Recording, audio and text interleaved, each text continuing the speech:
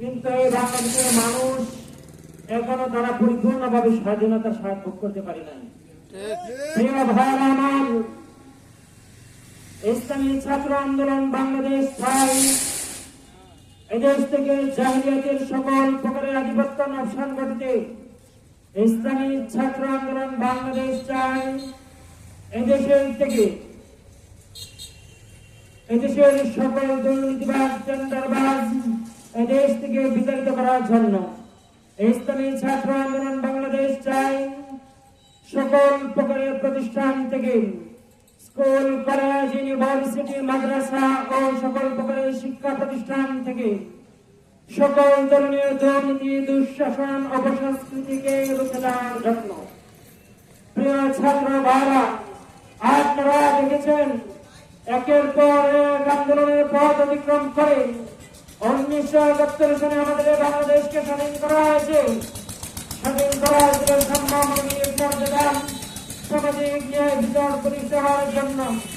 কিন্তু আমরা দেখেছি একের পর এক আন্দোলনের পথ অতিক্রম করে আমরা আমাদের শরীরের রক্ত আমরা ঝরিয়েছি, কিন্তু ঢাকার ওই রাজধানীর ময়দানে আমার ভাই হাজি শহীদ করা হয়েছে। হাজিকে ভারতের আধিপত্যের বিরুদ্ধে কথা বলার জন্য আমার ভাই হাজি উসমানকে গুলি করে হত্যা করা হয়েছে।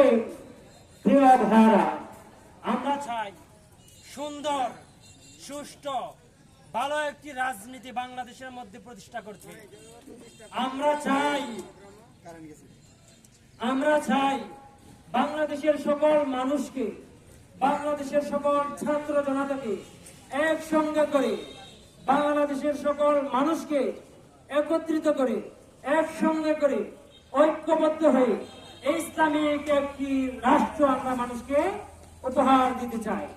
প্রিয় ভাইরা, আমরা সকলে যদি ঐক্যবদ্ধ থাকি, নীতির পথ আমরা অনুসরণ করি, তাহলে আমরা পারবো এই বাংলাদেশকে সুস্থ একটি রাষ্ট্র হিসেবে গড়ে তুলতে। প্রিয় ছাত্র ভাইরা, আমরা আমাদের এই নৈতিক অধিকারের জন্য 24 আন্দোলন করেছি, 47 আন্দোলন করেছি, 52 আন্দোলন করেছি। আমরা আন্দোলন করেছি 1971 সালে। একমাত্র আমাদের আন্দোলনের মুখ্য উদ্দেশ্য হচ্ছে এদেশের মানুষকে, এদেশের জনগণকে সুস্থ একটি রাষ্ট্র উপহার দেওয়ার জন্য। প্রিয় ভাইরা, আপনাদের প্রতি আমাদের উদাত্ত আহ্বান, আপনারা ইসলামী ছাত্র আন্দোলন বাংলাদেশের সাহায্যে আসুন।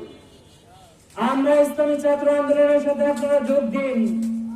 আমাদের সকল কার্যক্রমগুলো আপনারা দেখেন, আমাদের কার্যক্রমগুলো আপনারা পর্যবেক্ষণ করেন। আমাদের রাজনীতি সুষ্ঠু একটি রাজনীতি, সুষ্ঠু একটি পরিবেশ আমরা বাংলাদেশের মধ্যে, সুন্দর একটি রাজনীতি বাংলাদেশের মধ্যে আমরা দিতে চাই। প্রিয় ভাইরা, আমরা যদি ঐক্যবদ্ধ থাকি, ভারতের আধিপত্য বাংলাদেশের মধ্যে কখনো আমরা বিস্তার হতে আমরা দিব না, ইনশাআল্লাহ। প্রিয় ভাইরা, হোসেনপুরে মাটি থেকে আমরা শপথ গ্রহণ করতে পারি, আমরা বিদেশ থেকে দেশের সকল শত্রু যারা এই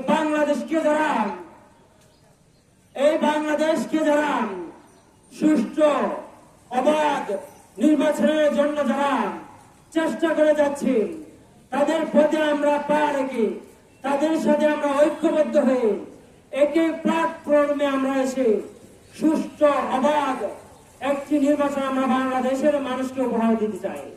প্রিয় ভাইরা, আমরা যদি একত্রে ঐক্যবদ্ধ থাকি, তাহলে আমরা আমাদের সমস্ত কাজগুলো আমরা সুন্দরভাবে পরিচালনা করতে পারবো, ইনশাআল্লাহ।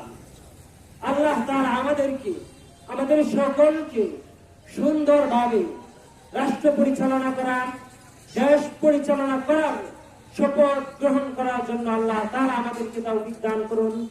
আমিন। আসসালামু আলাইকুম ওয়া রাহমাতুল্লাহি তাআলা।